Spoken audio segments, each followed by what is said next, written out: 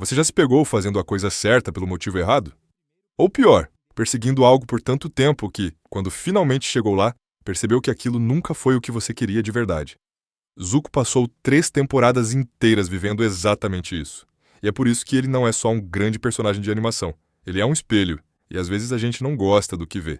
Para entender Zuko, você precisa entender de onde ele vem. Não a Nação do Fogo, não o palácio, a ferida. Zuko cresceu num ambiente onde amor era condicional, onde o afeto do pai dependia do seu desempenho. Ozai não criou um filho, ele criou um projeto. O projeto falhou quando Zuko recusou lutar contra um general mais velho no Agni Kai e levou aquela cicatriz no rosto do próprio pai. A mensagem foi clara: você não é suficiente. Essa cicatriz vira a identidade dele. Não porque Zuko quer isso, mas porque é o único espelho que ele tem. Cada vez que alguém olha para ele com pena ou com medo, ele lembra. E então ele parte para capturar o Avatar. Não porque acredita genuinamente que é a coisa certa, mas porque é o único caminho que ele conhece para apagar aquela sensação. Capturar o Avatar significa honra. Honra significa aprovação. Aprovação significa que o pai finalmente vai olhar para ele e dizer: você vale. O problema, e aqui está o coração de tudo, é que Zuko confunde honra com aprovação. Para ele, honra não é um valor interno, é um destino externo, é um lugar que só o pai pode abrir a porta. E enquanto ele acredita nisso, ele está completamente à mercê de alguém que nunca vai dar o que ele precisa. Aí a série nos apresenta o Iroh, e eu preciso que você preste atenção no que o Iroh faz. Ou melhor, no que ele não faz. Ele não tenta consertar Zuko, não dá sermão, não exige mudança. Ele simplesmente existe ao lado do sobrinho. Toma chá. Ri das próprias piadas ruins. Cuida sem cobrar. Iroh é o oposto absoluto de Ozai. E não é por acaso. Os roteiristas colocaram esses dois homens na vida de Zuko como dois modelos completamente diferentes de masculinidade. Ozai representa força como dominação. Você vale pelo que conquista, pelo que controla, pelo que destrói. Iroh representa força como presença. Você vale pelo que você é, pelo que oferece, pelo amor que você tem capacidade de dar. Zuko rejeita o Iroh durante quase toda a série, porque aceitar esse amor seria admitir que ele não precisa da aprovação do pai.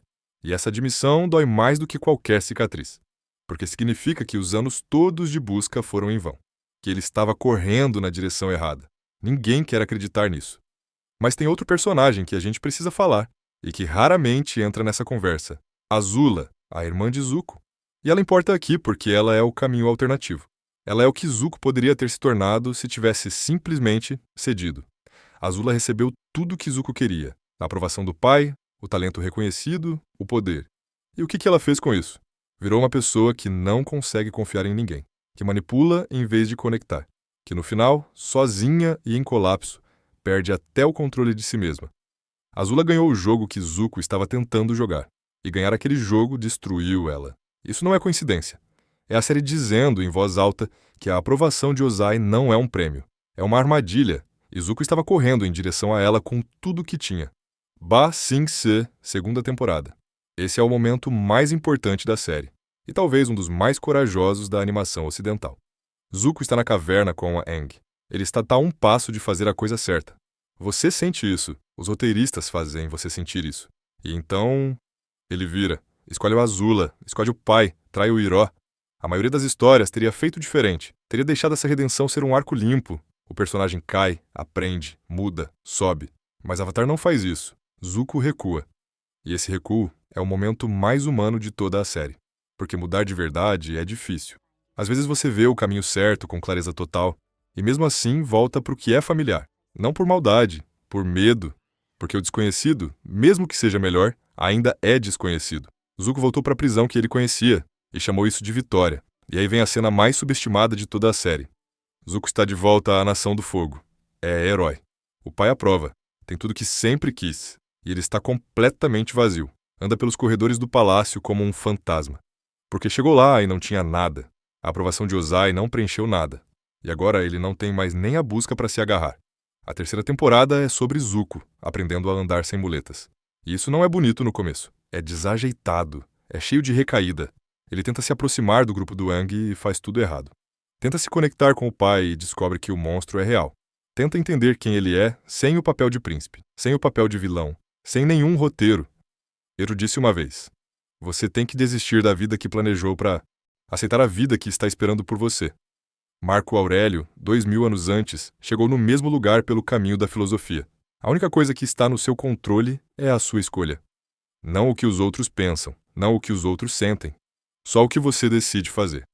Zuko passou a vida inteira tentando controlar o que estava fora do seu alcance. A opinião do pai, o amor de Ozai, o lugar que ele ocupava nos olhos de quem nunca ia enxergá-lo de verdade. E enquanto tentava controlar isso, ele abriu mão do único poder que sempre foi dele: as próprias escolhas. Quando ele finalmente entende isso, a redenção acontece. Não numa cena épica, não num discurso grandioso. Acontece em silêncio, em pequenos momentos. Ele pedindo desculpas para Katara. Ele confrontando Ozai e saindo caminhando. Ele sentando com o Iroh e finalmente deixando o amor do tio entrar. Zuko não é um vilão que virou herói. Ele é um garoto que passou anos tentando ser o filho que o pai queria, e que finalmente aprendeu a custo altíssimo que nenhuma quantidade de conquista externa vai resolver uma ferida interna. Que honra não é algo que outro te concede, que a aprovação vinda de fora nunca vai ser suficiente para preencher o que está vazio por dentro. E talvez a lição mais difícil que ele nos deixa seja essa. Às vezes a coisa mais corajosa que você pode fazer não é vencer uma batalha. É parar de lutar pela aprovação de quem nunca vai te ver. É escolher, com tudo que você tem, ser você mesmo. Mesmo que isso decepcione alguém. Mesmo que doa. Mesmo que demore anos para fazer sentido. Honra é o que você vive em silêncio, nas escolhas que faz quando ninguém está olhando.